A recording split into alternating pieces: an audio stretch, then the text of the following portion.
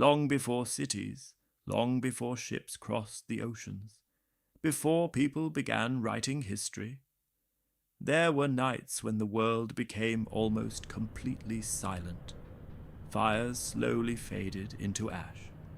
Children fell asleep beside their parents, and the oldest people in the village lifted their eyes toward the sky, because there was something strange above them, a small group of stars, not as bright as other constellations, not as massive as Orion, and yet people kept looking back at them, again and again. Some believed they were 7 women running across the night sky. Others said they were ancient spirits, guardians of winter. But almost every story agreed on one thing. Once there had been 7, and yet many people could only see 6 stars. Even thousands of years ago, people noticed it.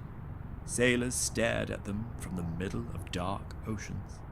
Priests climbed temple stairs just to study the sky. Old men argued beside campfires deep into the night. And all of them asked the same question. Where did the last star go? Why did one sister disappear? In ancient Greece, people said the Pleiades were the daughters of Atlas, the giant who carried the sky on his shoulders. The 7 sisters lived far from crowded cities, among green hills, quiet rivers, and forests filled with the smell of pine after rain. In the mornings they gathered herbs along the mountain paths. During the day they braided flowers into their hair, and in the evenings they sat beside the river, watching the sunset disappear across the water. The world felt peaceful then, as if nothing cruel could ever find them there. The younger sister, Merope, often wandered farther than the others. She liked being alone beside the river. Sometimes she sat there for hours watching the stars appear one by one, in the reflection of the water. The air smelled cold and clean. Small waves moved slowly against the shore, and above her, the night sky stretched endlessly. Sometimes Merope felt as though the stars were trying to speak, as though the sky remembered something older than the world itself. And then he arrived, Orion. At first the sisters heard only the dogs, somewhere deep in the forest. Then came the sound of branches breaking, heavy footsteps, slow, powerful, and finally, between the trees, a giant figure appeared, a hunter with a bow across his back, so tall that branches brushed against his shoulders.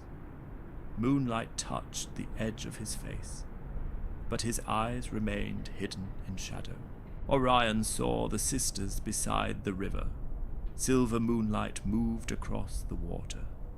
Wind passed softly through the grass around them, and for the first time in many years, the great hunter stopped moving, because he had never seen anything so beautiful. At first, he only watched from the trees. Then he returned again, and again, until the sisters realized something terrifying. He was never going to leave. That night, they ran, through wet grass, through dark forests filled with cold mist, across shallow rivers shining under the moon. Branches scratched their arms, stones cut their feet. Their breathing became sharp in the freezing air, but behind them, the footsteps continued, slow, heavy, unavoidable. At one point, Merope turned around. Orion was closer than she expected. His face was almost hidden by darkness, but his eyes held no hatred, only obsession. Then Maya, the eldest sister, lifted her hands toward the sky. Her voice trembled in the cold night air. "Please, hide us." Wind rose around the sisters. Tall grass began moving in circles, as though the earth itself was trying to protect them. The air became colder. Thin fog drifted between the trees. Maya suddenly felt her hands becoming lighter, as though they were no longer made of flesh, but of light. One by one, the sisters began rising into the sky, slowly, as though the night itself was carrying them upward. Their hair dissolved into silver light. Their skin glowed softly in the darkness. Their feet no longer touched the earth. Orion climbed to the top of a rocky cliff far too late. Wind struck against him, and high above, 7 small stars now shone in the sky, distant, untouchable. And for the first time, the great hunter understood that not everything in this world could be caught.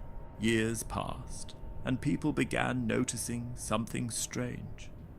One of the sisters shined more faintly than the others. The Greeks said it was Merope, because unlike her immortal sisters, she fell in love with a mortal man. Not a god, not a hero, just a human being. And because of that, she began hiding her light, as though part of her still wished to remain on Earth. In Japan, these stars were called Subaru, the ones who gather together. During cold autumn nights, people stepped outside their wooden homes and looked toward the sky. Mist drifted above the rice fields. Lantern light flickered softly in the dark. And above everything, the Pleiades quietly glowed, close together, as though even in the endless darkness they refused to become separated. Old fishermen believed that if Subaru appeared clearly before a journey, the sea would allow them to return home safely. For the Maya civilization, the stars were alive. They believed the sky moved like a giant clock, controlling rain, harvests, time itself. Every night, priests climbed enormous stone temples rising above the jungle. They carried fire into the darkness and watched the movement of the stars, especially the Pleiades, because when those stars disappeared from the sky, fear spread through every village. Mothers held their children closer. Temple fires burned until sunrise. People whispered quietly to one another, afraid the sun might never return, afraid the cycle of the world had finally reached its end. Far in the north, winter nights lasted longer than anyone thought possible. Snow covered the earth for months, and sometimes the cold became so deep that even the trees cracked in silence. Families gathered around fires, while storms moved across the frozen land outside, and above them, the Pleiades shined quietly, small, distant, almost hidden within the darkness. Old storytellers said the stars were a small opening in the sky, a window into the spirit world, and when the northern lights began moving above the snow, children sometimes believed someone was watching the earth through that opening. Strange, isn't it? People were separated by oceans, mountains, thousands of years, and still they told almost the same story. A story about those who cannot be held forever, about time, about light that slowly grows weaker, but never fully disappears. And maybe that is why people still search for the 7th star, even now, thousands of years later.